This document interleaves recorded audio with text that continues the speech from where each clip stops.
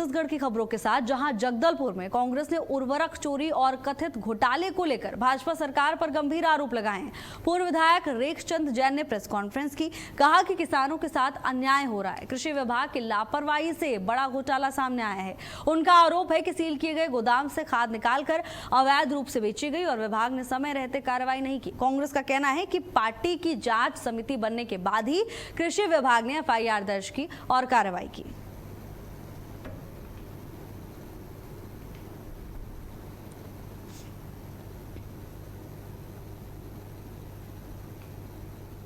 खाद और बीज नहीं मिलने से और कालाबाजारी होने से किसान तो जैसे तैसे खाद खरीद के अपना खेती करने की कोशिश कर रहा है। 40% काश्त बढ़ गई है कृषि की, और 40% काश्त बढ़ गई है।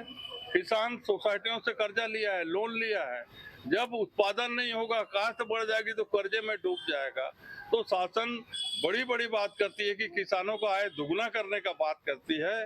तो हम चाहते हैं, मांग करते हैं कि किसानों का धान का जो मूल्य है 3100 से बढ़ाकर 4000 रुपया होना चाहिए, जिससे किसान राहत ले पाएगा।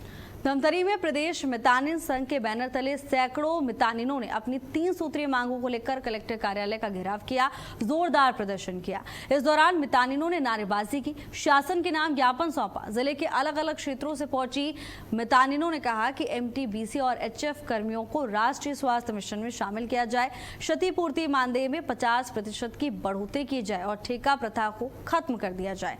मितानिनों का कहना है कि ये मांगे चुनाव के समय किए गए वादों में शामिल थे, लेकिन अब तक ये पूरी नहीं हुई हैं। उन्होंने सरकार से जल्द फैसला लेने की मांग की, साथ ही चेतावनी दी कि अगर मांगे पूरी नहीं हुई तो प्रदेश भर में बड़ा आंदोलन किया जाएगा। धमतरी में मितानिनों का जोरदार प्रदर्शन देखने को मिला।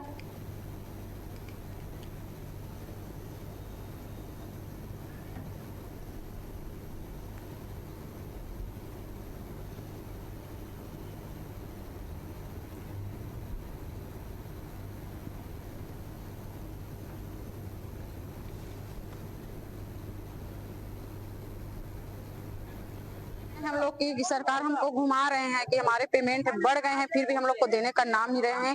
2023 में चुनावी घोषणा पत्र में लिखा था कि मितानिन कार्यक्रम को संविलियन किया जाना है एनएचएम में और 50% राशि मितानिन उन लोग को दिया जाएंगे करके, फिर भी आज भी अभी तक घुमा रहे हैं, देने का नाम नहीं ले रहे हैं। इसमें समस्या आ रहे हैं कि दैनिक स्थिति हम लोग का खर्चा बढ़ गया है और इसमें ना हम लोग को बहुत ही समस्या हो रहे हैं। डेली हम पेट्रोल जला के आ रहे हैं, ड्यूटी आ रहे हैं।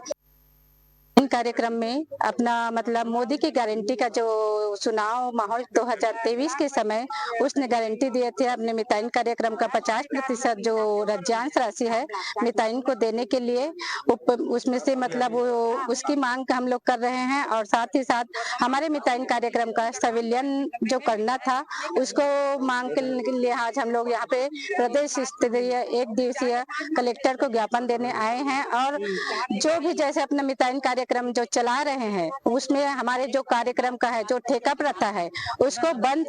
पूरे जिले भर से मितानिन संघ की महिलाएं आज करीब 200 से 300 की संख्या में पहुंची थी। उनके तरफ से 2-3 मांगे थी। जैसे पहला था कि उनका मानदेय जो है 50% बढ़ाना चाहिए। दूसरा ये था कि जो एनजीओ वाला जो कार्य चल रहा है उनके संस्था में वो बंद किया जाना चाहिए। और तीसरा है कि ठेका प्रथा को बंद करना चाहिए। ये 3 मांगे थी, जिसका ज्ञापन मैं कलेक्टर महोदय को छोड़ दिया हूँ, कलेक्टर महोदय के पास। अब वो ज्ञापन जो है मुख्यमंत्री जी के पास प्रेषित किया जाएगा। फिलहाल के लिए मेरे साथ बस इतना ही। देश और दुनिया की तमाम बड़ी खबरों के लिए देखते रहिए भारत अपडेट। नमस्कार।